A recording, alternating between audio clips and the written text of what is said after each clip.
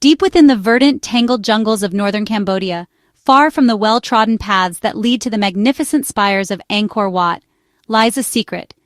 It is a place whispered about by explorers and historians, a lost city that seems to rise from the earth itself, wrapped in the silent embrace of ancient trees. This is Koh Ker, a sprawling complex of stone temples, crumbling sanctuaries, and enigmatic pyramids. For centuries it remained hidden, a ghost city swallowed by nature, its stories locked away from the world. Visiting Koh Ker today feels like stepping into a forgotten chapter of history, a journey back in time to an era of breathtaking ambition and profound mystery. It is a place that challenges what we think we know about the mighty Khmer Empire. Unlike the world-famous Angkor Wat, which draws millions of visitors each year to witness its iconic sunrises, Koh Ker has retained an aura of raw, untouched discovery. Its remoteness is a key part of its spell. Reaching it requires a journey through the Cambodian countryside, a landscape of rice paddies and small villages that gradually gives way to dense, formidable forest. This isolation is precisely why Koh Ker was overlooked for so long. It was not just a city, it was a world unto itself, built in a place that seemed inhospitable and wild. But for one powerful king, this very wilderness was the perfect canvas on which to paint his vision of a divine capital, a new center for his universe. The first glimpse of Koh Ker's structures through the thick foliage is truly a heart-stopping moment. You see a flash of weathered sandstone, a hint of a carved lintel, or the stark silhouette of a temple tower against the sky. It feels less like arriving at a tourist site and more like you are part of an archaeological expedition, uncovering secrets for the very first time. The air is thick with the sounds of the jungle, the chirping of unseen insects, the calls of exotic birds, and the silence of the stones themselves seems to speak volumes. Here, history is not presented to you on a platter. It must be sought, felt, and pieced together from the majestic ruins that stand as silent witnesses to a forgotten age. This sense of adventure and solitude makes Koh Ker an experience unlike any other in Cambodia. While Angkor Wat tells a grand, continuous story of an empire at its zenith, Koh Ker offers a snapshot of a dramatic, audacious, and ultimately fleeting moment of rebellion and creative genius. It is the story of a king who dared to defy tradition, to move mountains, both literally and figuratively, to build his own legacy in the heart of the jungle. As we begin to explore its sacred avenues and climb its mysterious pyramid, we are not just looking at ruins. We are connecting with the spirit of a place that was, for a brief, brilliant moment, the very center of one of the ancient world's greatest civilizations. The story of Koh Ker is inextricably linked to one man, King Jayavarman IV. He was a formidable and ambitious ruler who, in the year 928 CE, made a decision that must have shocked the Khmer establishment to its core. He turned his back on the established sacred capital at Angkor and moved his entire court, his administration, and his royal treasury more than 100 kilometers northeast into the remote jungle. This was no small feat. It was a radical act of political and religious rebellion. He was a provincial ruler, likely a usurper to the throne, and by founding a new capital, he was declaring his undisputed power and severing ties with the old order. He was building his own world. This move was more than just a change of address. It was a profound statement of intent. At Angkor, the kings were associated with the god Vishnu, but Jayavarman IV chose to dedicate his new city, then called Lingapura or the city of Lingas, to Shiva, the god of creation and destruction. This religious shift was a way of legitimizing his rule, aligning himself with a deity of immense power and cosmic significance. He wasn't just building a city, he was constructing a new spiritual universe with himself at its center, acting as the earthly representative of Shiva. The sheer audacity of this plan is hard to overstate. It was a gamble of epic proportions, a king betting his entire legacy on his ability to forge a new destiny in the wilderness. Imagine the immense logistical challenge. Thousands of people, artisans, soldiers, priests, and courtiers, had to be moved into a dense, unforgiving jungle. They had to clear the land, source materials, and establish a functioning city from scratch, all at the behest of their determined king. The pressure to succeed must have been immense. Jayavarman IV was not just building for himself, he was building for the gods. His new capital had to be grander, more impressive, and more spiritually potent than the one he had left behind. It was a project fueled by a potent mix of political ambition, religious fervor, and an iron will to create a legacy that would echo through eternity. In this remote and difficult terrain, Jayavarman IV initiated one of the most intense and rapid construction booms in the history of the Khmer Empire. In just 2 decades, he and his son, who succeeded him, oversaw the erection of a staggering number of temples, reservoirs, and civic structures. This was not a slow, organic growth. It was a city built with ferocious speed and singular focus. The king's dream was taking shape stone by stone in the heart of the Cambodian jungle. Koh Ker was becoming a testament to his power, a bold declaration that true authority came not from inheritance, but from the will to create a new world order. At the very heart of Jayavarman, the fourth's new capital, stands its crowning achievement, Prasat Thom. This is not a temple in the traditional Khmer style. It is something far more radical and breathtaking. It is a magnificent 7-tiered pyramid, rising 36 meters into the sky, resembling the Great Pyramids of Mesoamerica or the ziggurats of Mesopotamia more than its Cambodian contemporaries. This structure was the spiritual and political nucleus of Koh Ker, a man-made mountain designed to connect the earthly realm of the king with the celestial realm of the gods. It was a bold architectural statement, a symbol of power that could be seen for miles around, dominating the jungle landscape. The construction of Prasat Thom and the surrounding city was a marvel of speed and organization. Historians believe that over 180 sanctuaries and temples were built in and around Koh Ker during its short-lived reign as the capital. This incredible burst of creativity was achieved by simplifying architectural designs and focusing on scale and impact. Instead of the intricate, delicate carvings that would later define the style of Angkor Wat, the builders at Koh Ker favored bold, powerful forms. They used brick, laterite, and sandstone to erect towering structures that conveyed a sense of raw, primal energy. The city was laid out on a vast grid, a testament to sophisticated urban planning in the middle of a seemingly chaotic wilderness. Climbing the pyramid of Prasat Thom today, even with the aid of a modern wooden staircase, you can feel the ambition of its creator. Each tier brings you higher above the jungle canopy, and with each step, the world below seems to shrink away. At the summit, a deep shaft plunges into the heart of the pyramid, where a colossal linga, a symbol of Shiva, once stood. This sacred object was likely enormous, perhaps over 4 meters tall, and would have been the focal point of all worship in the kingdom. From this vantage point, King Jayavarman IV could survey his domain, his city of temples and reservoirs, feeling himself at the very axis of the cosmos, a divine ruler in his sacred mountain home. The pyramid was just the centerpiece of a much larger complex. It was enclosed by a series of walls and moats, with causeways leading to other temples and shrines. Prasat Thom was not just a monument, it was the engine of the empire, the place where the divine power that sustained the kingdom was concentrated and celebrated. The scale of the construction is mind-boggling, especially considering it was all accomplished in about 2 decades. It speaks to a king who was not just a dreamer, but also a master organizer, capable of mobilizing a massive workforce to realize his grand, audacious vision in record time.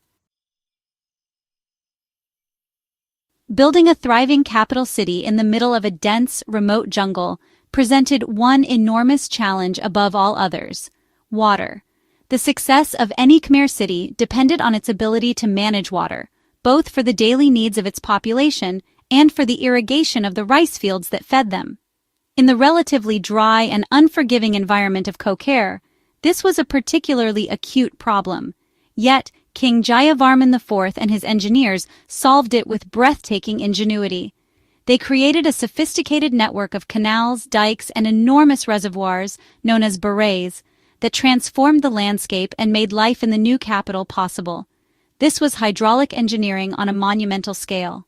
The largest of these reservoirs, the Rahal Berais, is a colossal man-made lake measuring approximately 1,200 by 560 meters. Carved out of the earth by thousands of laborers, it was designed to capture and store monsoon rains, ensuring a stable water supply throughout the dry season. This was not just a practical solution, it was also a deeply symbolic one. In Hindu cosmology, the oceans surround the sacred Mount Meru, the home of the gods. By creating this vast body of water next to his temple mountain, Prasat Thom, Jayavarman IV was recreating a divine landscape on earth. He was demonstrating his mastery over nature, proving that he could bring order and prosperity to even the wildest of places. This intricate water management system was the lifeblood of Koh Ker. Canals channeled water from the Rahal Baray and other smaller reservoirs to irrigate surrounding land, allowing for the cultivation of rice to support the city's inhabitants. The system also served the city itself, filling the moats that surrounded the temples and providing water for the thousands of priests, officials, and artisans who lived there. The ability to control and distribute water was a tangible display of the king's power and his divine mandate to care for his people. The engineering feats at Koh Ker are a powerful reminder that the Khmer Empire's genius lay not just in its art and architecture, but also in its practical, life-sustaining technology. Today, walking along the banks of the Rahal Baray, you can still appreciate the scale of this incredible achievement. Though now partially silted up and overgrown, its vast expanse is a silent testament to the vision and skill of its creators. The water systems of Koh Ker are a crucial part of its story, a hidden framework that supported the city's brief but brilliant existence. They show us a civilization that did not just impose itself upon the landscape, but one that worked with it, transforming a challenging environment into a fertile and sacred space, a true home for both gods and mortals. The engineers of Koh Ker were as vital to its success as its architects and sculptors. The art and architecture of Koh Ker represent a dramatic and exciting departure from the classical Khmer style seen at Angkor. While the temples of Angkor are celebrated for their balanced proportions and exquisitely detailed bas-reliefs, the art of Koh Ker is defined by its dynamism, its monumental scale, and its raw, untamed energy. It is a style that feels bold, confident, and almost aggressive in its execution. King Jayavarman IV was not interested in merely continuing the traditions of his predecessors. He was forging a new artistic language to express his unique vision of power and divinity, and the results are utterly captivating. One of the most striking features of Koh Ker's style is the sheer size of its sculptures. The artists here created some of the largest freestanding statues in all of Khmer history. These were not delicate figures tucked into niches, but colossal, powerful sculptures designed to dominate their surroundings and inspire awe in the viewer. Imagine coming face to face with a 5-meter-tall statue of a mythical birdman, Garuda, or giant sculptures of wrestling monkey kings from the epic Ramayana. These were artworks meant to be experienced, to make the viewer feel small in the presence of gods and legends. Sadly, many of these masterpieces were looted over the centuries, but those that remain, now housed in museums, give us a glimpse of this epic style. This love of the monumental is also visible in the architecture. As we've seen with the Prasat Thom pyramid, the emphasis was on height, mass, and dramatic form. The temple towers, or prasats at Koh Ker, are often stockier and more powerful-looking than their Angkorian counterparts. The carvings on lintels and pediments are cut deeper and with more vigor, creating a powerful play of light and shadow.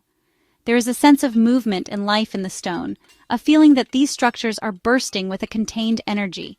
This was an art of supreme confidence, reflecting a king who was sure of his place in the cosmos and was not afraid to show it. Comparing the art of Koh Ker to that of Angkor is like comparing a powerful drumbeat to a complex symphony. Both are beautiful, but they evoke very different emotions. The art of Angkor is refined, harmonious, and cerebral, inviting quiet contemplation. The art of Koh Ker is visceral, dramatic, and immediate. It grabs you and demands your attention. This unique style, born from a king's ambition in the remote jungle, represents a fascinating and vital chapter in the story of Southeast Asian art. It is a testament to the creative explosion that can happen when a powerful patron breaks from tradition and encourages his artists to dream on a grander, more audacious scale. The golden age of Koh Ker was as brilliant as it was brief.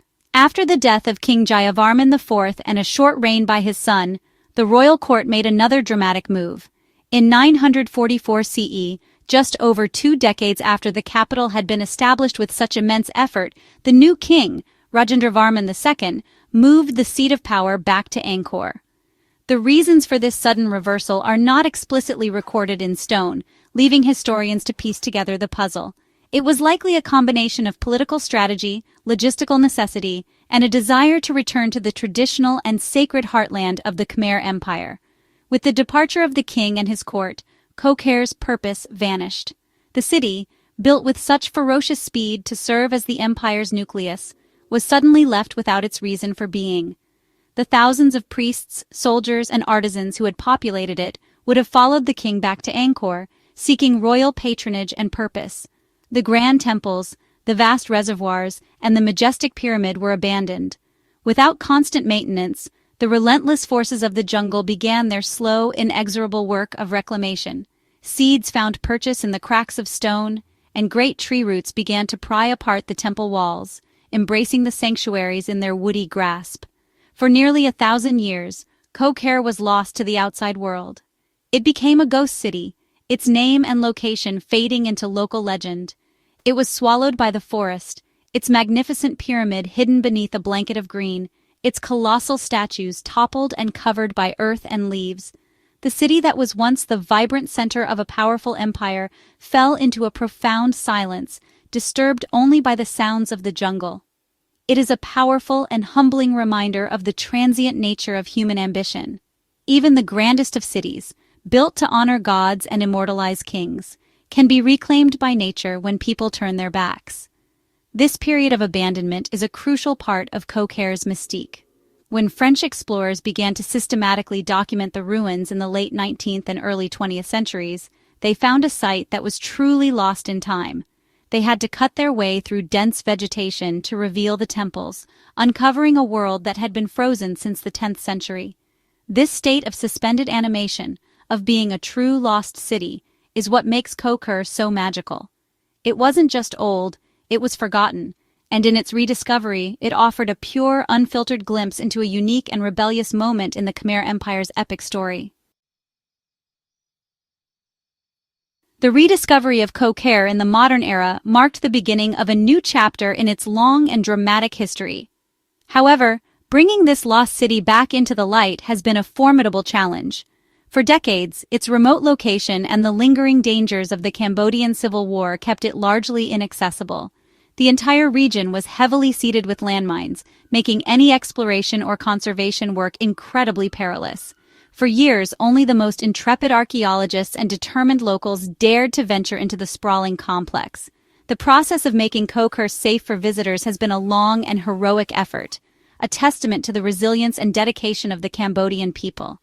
Today, thanks to extensive demining operations and the construction of a new road, Koh Ker is finally emerging from the shadows. It is becoming recognized not just as a satellite of Angkor, but as a site of immense historical and cultural importance in its own right. In 2023, this recognition was made official when UNESCO declared the archaeological site of Koh Ker a World Heritage Site. This prestigious designation acknowledges its outstanding universal value, celebrating the unique artistic and architectural genius of Jayavarman IV's short-lived capital. It also brings with it a promise of greater protection and a commitment to preserving this fragile treasure for future generations. What makes Koh Ker so special today is its incredible atmosphere of authenticity. While conservation work is ongoing, the site has not been overly restored. You can still feel the power of the jungle and see how nature and architecture have become intertwined over the centuries. Giant roots still cling to temple walls, and many of the smaller sanctuaries remain beautifully ruinous, inviting a sense of personal discovery. Visiting Koh Ker is a chance to connect with history in a raw and immediate way, to imagine yourself as one of the first explorers to stumble upon its wonders. It is a powerful symbol of Cambodian heritage, a source of national pride, and a window into a moment of incredible innovation. I urge you to learn about this incredible place, to support the efforts to protect it, and if you ever have the chance, to walk among its silent stones. Koh Ker teaches us that history is full of hidden treasures, of forgotten stories waiting to be rediscovered. It reminds us that even the most audacious dreams, though they may fade for a time, can never be truly extinguished. They live on in the stones, in the jungle, and in the spirit of a nation that is rightfully proud of its extraordinary past. Koh Ker is more than just a ruin. It is an inspiration, a call to explore the mysteries that lie just beyond the beaten path.